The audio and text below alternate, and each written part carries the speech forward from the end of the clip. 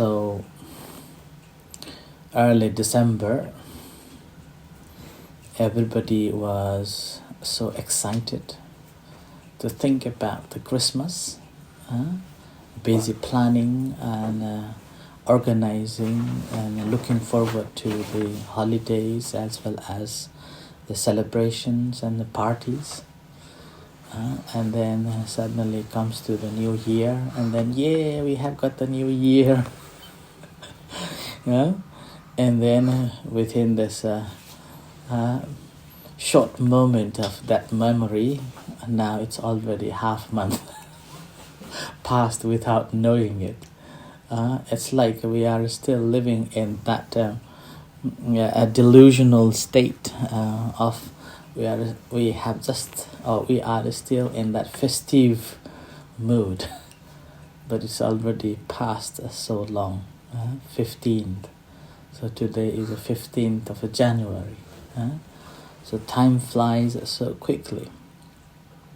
And much of the time when we reflect on that, then it's like we are mostly living in that miserable state and thinking that that's the moment. And in the meantime, if we look at our own mental state, then we realize that how much we are conditioned with that, and then how much we have gone off the track with our own life. And even with the meditation, often people take this meditation for different purposes, and when took on that the meditation for the different purposes, then again, much of the time we went off the track too, thinking of this and thinking of that, and then we lost the plot too, and thinking that this is working, this is happening, and this is okay, like that. But the most important part of the practice of a meditation is basically, first of all, we are learning to kind of settling the mind. And then not only the settling the mind, but also ability to understand the activities of it. And then not only the activities of it, but also ability to wisely reflecting that why these things are happening. What is this that's happening? So what we require is that a practice which requires the constant practice, and then sometimes this continuity or repeatedly practicing is lost, and then we just have to go back again and again in the same position. It's like there is a story comes in the Dhammapada. There's one special stanza that says that whenever you are doing good things, never think that that's a small. Do it again and again. And that doing again and again, eventually, it becomes so much. It's like a drop of water. Yeah? So a small drop of water, again and again, if you put into a jar, eventually, the jar will be full up. Yeah? So similarly, in the practice of a meditation, we have to think that doing it again and again, repeatedly, that's why it's called anupassana. Anupassana, repeatedly doing it again and again. Doesn't matter how long, doesn't matter how much we're doing, but just regularly, constantly doing it. That's why it is also known as remember to do it. So remember to do it. It's like a small water dripping. Dripping. So initially, it's just the one small drop, and then there is a gap for some times, and then after that, this gap becomes smaller, and after that, the gap, the more the gap is small and becomes the smaller, the water, the current of the water becomes consistent. So eventually it becomes the current, and that produces the energy. Same with our mind, that we are doing it again and again, doesn't matter how many times and doesn't matter how long. But we remember to do it in our daily routine, daily activities. So with that, basically, we are accumulating this samadhi, right? This concentration. And with that, gradually our mind settles down. And the more the mind settles, the more our hindrances go away. Anything that disturbs us, that basically settles down. And then that moment, mind settles down. And with that settling mind, eventually it becomes a longer and a longer. And when it becomes a longer and a continue, so that's called the moment of your having a good samadhi. So mind is completely awakened, and then in the meantime, mind is not distracted by the hindrances. So that is the moment of this getting the samadhi and as well as the awakening. And this awakening is the important factor in Buddhist practice, whereas in other practices it's more of like zoned in and absorbed in that practice, so that you do not have to worry at all, and you simply absorbed in it in such a way that you are liberated. Whereas in a Buddhist practice, it's not absorbed completely, but ability to keep awake, alert. So that is the Buddha nature that the Buddha said. It's keeping our mind alert and awake, and with that alert and awakeness, we are able to reflect on it, wisely reflecting, and also known as the Dhamma Vichaya, which is very important to have it. And another word is called a Yoniso Manasikara, so that is the ability to wisely reflect on it.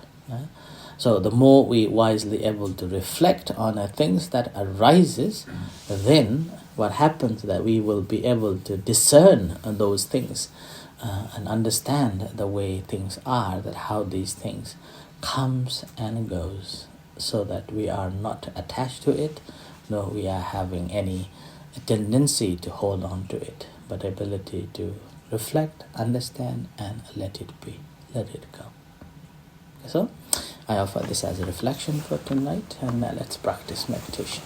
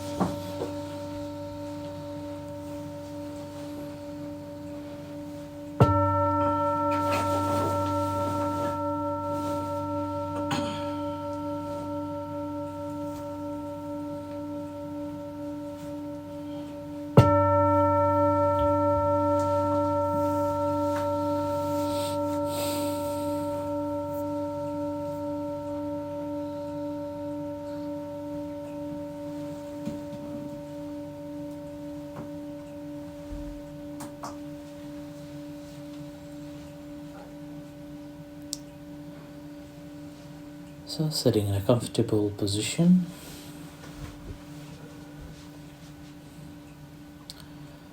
comfortable enough to relax yourself, feel very relaxed and mind is settling. Bring attention to observe the sitting position of yourself.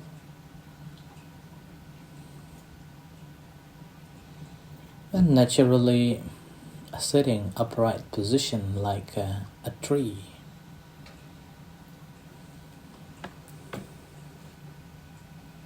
Without any pressure on it.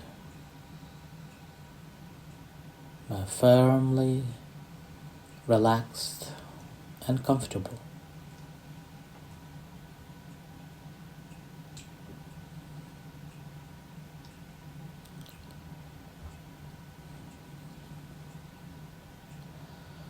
First of all, acknowledge your sitting position here and now. Feel the presence here. And settle the mind down by observing the primary object.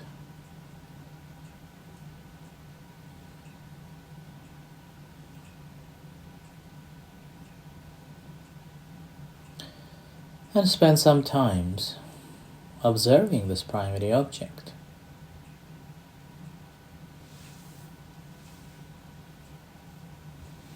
The one that you have been working with, not using thinking but feeling of it.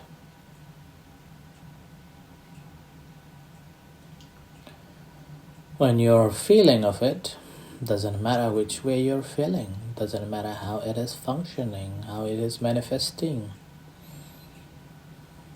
Do not interfere with it. Just attending.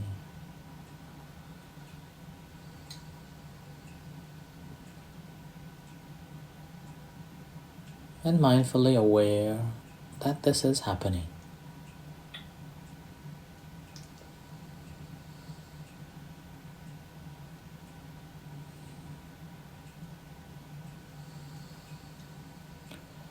Obviously, mind goes off. It's okay. Observing, acknowledging, noting the distracted mind and let go and come back. And gently bring it back to the object of your concentration.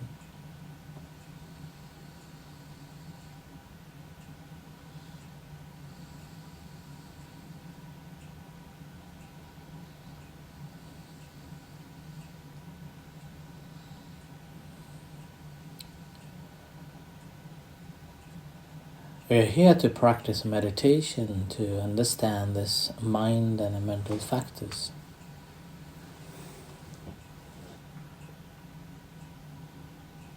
From the very beginning, we will be able to understand that this mind is flickering, changing, moving, looking for something all the time. And we intentionally keep this mind to observe a certain object. So it's like an initial stage of a water dripping.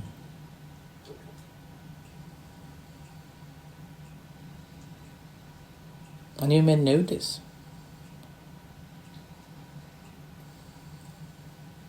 how far or how often this dipping water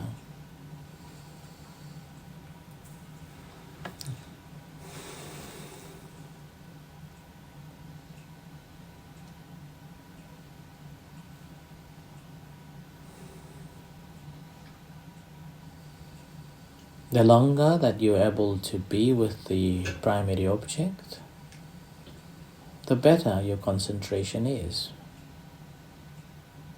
In the meantime, again, do not try to be with it. Have to make your intention relax.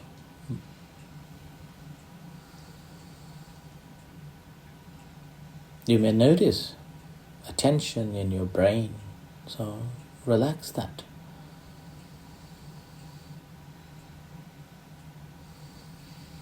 But not losing of this object of concentration. Do not interfere with it.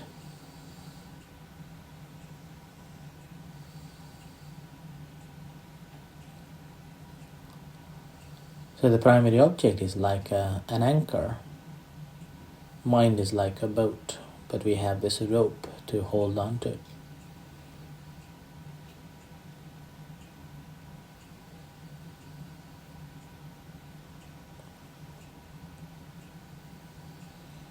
So basic practice is be with the primary object without any interference with it. Whenever mind goes off to the other objects, acknowledging that, so observing that and acknowledging, noting, let go and come back to the primary object. And try to notice how often it goes off and how often you can bring it back.